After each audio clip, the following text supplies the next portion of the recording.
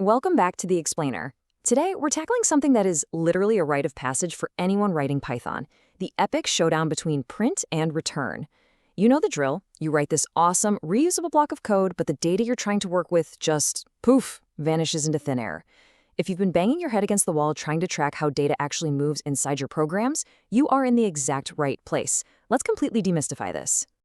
So have you ever found yourself in this exact ridiculously frustrating scenario? You write a beautiful function, you do some complex math, you hit run, and boom, the correct answer pops up right there on your console. You feel like an absolute genius. But then you try to save that answer to a variable for the next step, and your code just crashes. Or even worse, it tells you your variable is completely empty. I mean, it's maddening, right? You can literally see the answer on the screen, but your program absolutely refuses to let you use it. So why exactly does this happen? Well, to solve this, I want to borrow a brilliant metaphor from the instructors over at CodeChef. Think about asking a friend to calculate 5 plus 5 for you. If you use print, it is exactly like your friend just shouting the number 10 at you from across the room. I mean, sure, the answer's out there in the universe, you heard it, but you don't actually have anything to physically hand to someone else. Now, using return is a whole different ballgame. Using return is like your friend writing 10 on a little sticky note and physically handing it directly to you. Now you actually possess that value. You can stick it in your pocket, pass it to another function, or, just save it for later. Let's ground this shouting metaphor in the actual code. If we look at the official definition from Geeks for Geeks, print is a built-in Python function, and its one and only job is to display human-readable output to the console or terminal. That's it. The absolutely crucial takeaway here is that print is for human eyes only. It's just a way for your code to talk to you, the programmer, or the person sitting at the keyboard. It is definitively not a way for different parts of your code to talk to each other. And this brilliantly illustrates that classic beginner mistake we were just talking about. Say you have a function called print_sum. It adds 5 and 5, and it uses a print statement. Great, it shouts 10 to the console. But look closely at what happens when we try to assign that to a variable named result. Because the function didn't actually hand a sticky note back to the program, Python just shrugs and assigns the value none to our variable. It's totally empty. We saw the 10 with our own eyes, but our result variable caught absolutely zilch. Okay, let's look at the fix. Enter the return statement. Geeks for Geeks defines return as a keyword used to exit a function and pass a specific usable value back to the calling code. This right here, this is our sticky note.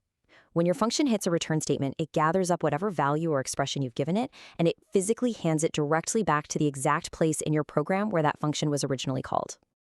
Building on our last example, let's change our function to return_sum. It still calculates 5 plus 5, but this time it uses the return keyword.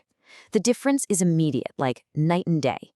When we type result equals return_sum 5, 5, the function writes that 10 on our virtual sticky note and hands it right back. Now our variable result actually holds the integer 10. And because we used return, we're now free to take that variable and do whatever we want with it, like maybe adding another 10 to it later down the line. All right, let's move into section 1, the head-to-head matchup covering syntax, behavior, and flow. If we break down the data from Geeks for Geeks into a simple matrix, the core differences are actually pretty stark. First up, output. Return exits a function and hands a value back, while print just, displays text to the console. Second, variable assignment. Return gives you a real, usable value that can be assigned or used in an equation, whereas print gives you nothing, just a big ol' none. And third, multiplicity. You can use both of these multiple times inside a single function, but they handle it in vastly different ways. But hey, before we get into that multiplicity part, we really need to highlight a massive hidden difference that catches so many people off guard, and that's execution flow. When Python reads a print statement, it simply puts the text on the screen and then continues right along to the very next line of code inside that function. Normal business. But return is a hard stop. The instant Python hits a return statement, it grabs that value, tosses it back to the calling code, and completely bails out of the function. Any code you write underneath an executed return statement, it's basically invisible. It will never, ever run. And this actually unlocks a really cool insight from the developers over at Telugu Web Tech about how we use these statements multiple times. Because print doesn't stop the function in its tracks, you can have unlimited print statements. You want to print a user's name on line 1, their phone number on line 2, their address on line 3? Go for it. But return can only hand back one final result. If you want to hand back that same user's name and phone number using return, you can't just return them on separate lines. You have to concatenate them. You basically mash them together into a single unified string and then hand that one single sticky note back to the rest of the program. Okay, let's make this concrete. Section 2. Real-world applications. When exactly should you use which? Let's imagine you're coding the checkout system for an e-commerce app. You've got a function that calculates the final bill amount by adding up the cart items and the taxes. That function absolutely must use a return statement. Why? Because the next part of your program, the part that actually pings the credit card API, needs that exact mathematically calculated number to process the charge. It needs the sticky note. Now, on the flip side, once that payment goes through successfully, you might have a different function that generates a payment successful screen. That function, it just needs a print statement. It's just flashing a nice, reassuring message to the human shopper looking at their screen. Let's map out the complete journey of our data with a great example from CodeChef, calculating the circumference of a circle. Step 1, we define the function and give it the radius. Step 2, behind the scenes, we do the math. 2 times pi times the radius.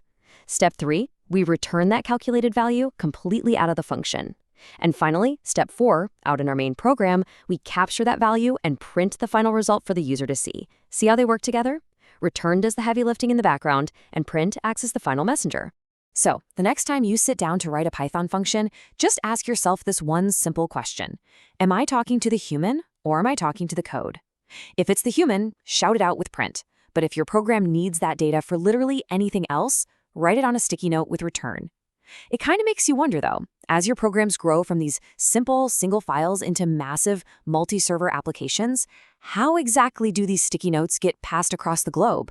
Well, we'll leave that data flow mystery for next time. Thanks for hanging out with us for this explainer.